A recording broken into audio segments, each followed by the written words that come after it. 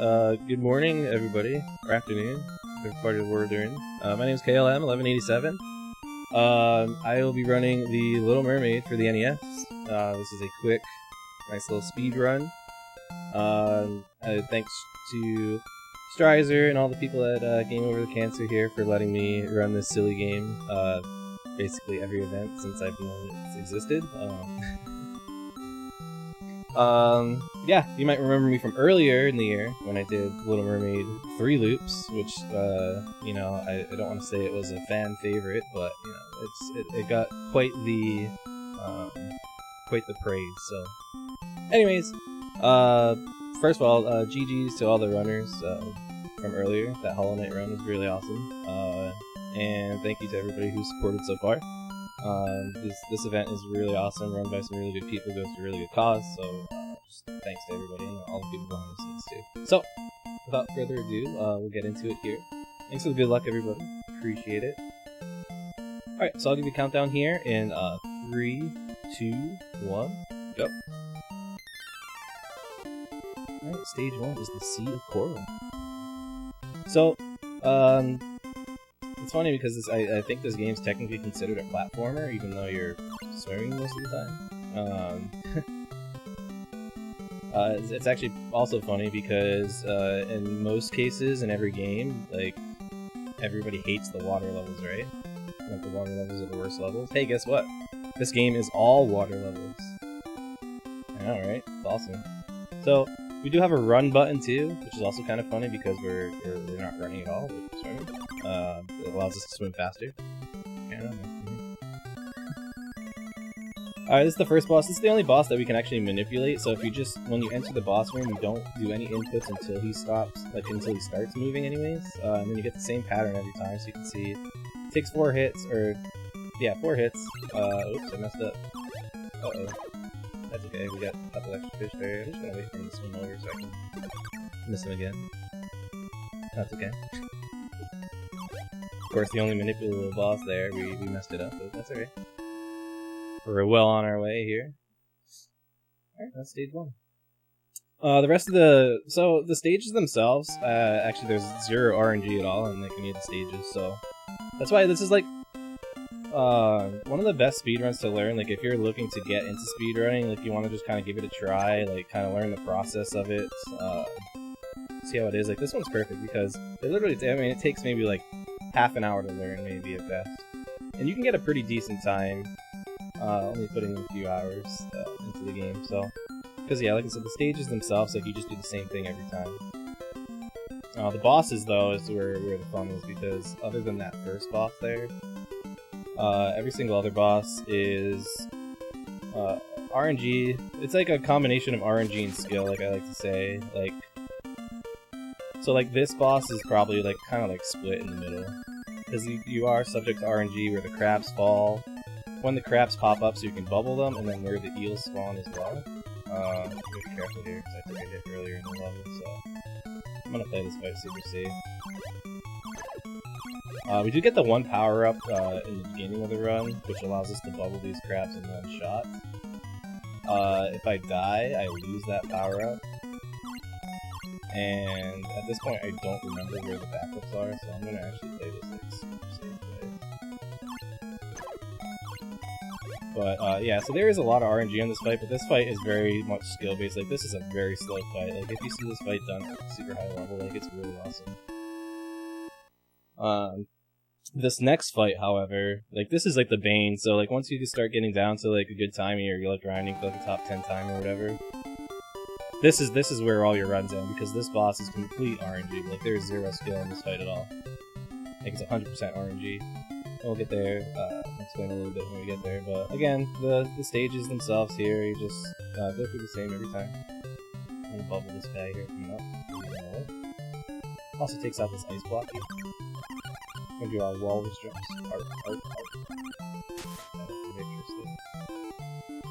You can also grab these shells here. They don't transfer over to the screen transitions, but they don't allow you to swim faster, but they allow you just to clear enemies out of the way. I missed that when I was trying to throw it over and catch them on the other side. That's okay.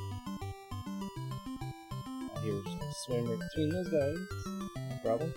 Ariel also moves faster going straight left and right and up and down, so you want to like try to have your movement be straight up, down, left, and right the whole time. Okay, so he's either going to throw a shell or an ice cube at me, and depending on how many things he throws, then he'll go to the other side here too. So hopefully, I meant to throw that there, but that was actually a pretty good pattern so far. Nice ice. Because you can't throw the ice cubes at him, you can only throw the shells. So this is where you lose all your time, just like this. There we go, see? Ice cube, ice cube, ice cube. Shell, shell. Hey, there we go. Not terrible. Could have been a lot better. Yeah, it's a pretty it's a pretty decent looking game. This is made by Capcom. The same people who made such classics as Mega Man 1, Mega Man 2, Mega Man 3, Chip and Dale 2, also Chip and Dale 1. Anyways, you get the idea. So yeah, the Disney Capcom games and Capcom games in general for the NES are definitely some of the best. Like, they just had it kind of figured out how to develop for the system. So pretty much any Capcom game you play for the NES is really good, except for Codename Viper. But we won't go there. Anyways, take a damage boost there just because it's a little faster. And we're coming up to the next boss. This boss is probably like, I don't know, 75% RNG and 25% skill. So they can either throw 2 fish, 2 urchins, or a combination of like 1 and 1, right? You want the fish, because that's how we attack them. The urchins you don't want. That was actually pretty good. Not the best pattern, but you can see that was actually pretty fast, so I'm good with that. I know I didn't even have time to explain it. It was like here and there, here and done before I could even say anything about it. Okay, this is second to last stage here. Well, it's technically the last stage, anyways. So there's a little maze here we have to go through. Very simple solution. You just press A 3 times and we're on our way. Yeah, pretty good stuff there.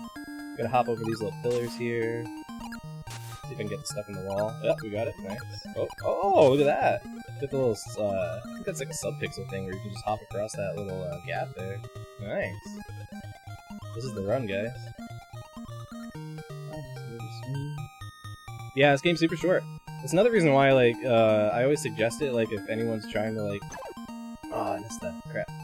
If anyone's trying to get into speedrunning, like, this is perfect. It's a perfect game to learn. Alright, so this boss is also RNG because there's only 2 things, so the fish and the seahorses there are the only things that I can actually throw at Ursula. But it's really tough too because you have to avoid all the things flying at you, bubble the things, and throw them and try not to hit the other things that she's spawning there too. So it's like this is a very it's probably the hardest fight in the game, honestly. That was actually pretty good. Alright, and we're on to the last fight here. This is the second form, Ursula's final form here. Time will be on the last hit. I'll call it out after. We're gonna hit her 7 times. So we want to hit her right in the chin there, which luckily for us, Ursula is giving us a big hitbox here to work with. She changes the current there, so you can see at the bottom those little leaves that are blowing. 3 fish spawn at the same time. We're just gonna basically just kind of bubble them and grab them. Oh, that's time already. Ooh, look at that. That was so fast. Uh-oh. My splits are all messed up, excuse me. Anyways, that's the that's the end of the run there. Yeah, I mean that's Little Mermaid. I mean I don't know what else to say. Like, oh my god, we got a raid from Cool Kid too, right in time. Thanks, Cool Kid. Welcome everybody. You guys are here for the best part. So this is the end of the run. You know, Ariel has defeated Ursula. Saved her town. Yeah. And then some King Triton saw that his daughter was in love and cast a spell on her to make her human. Now watch after the spell. This is the best part. Watch her little feats here. Ready? Teeny tiny feats. There we go.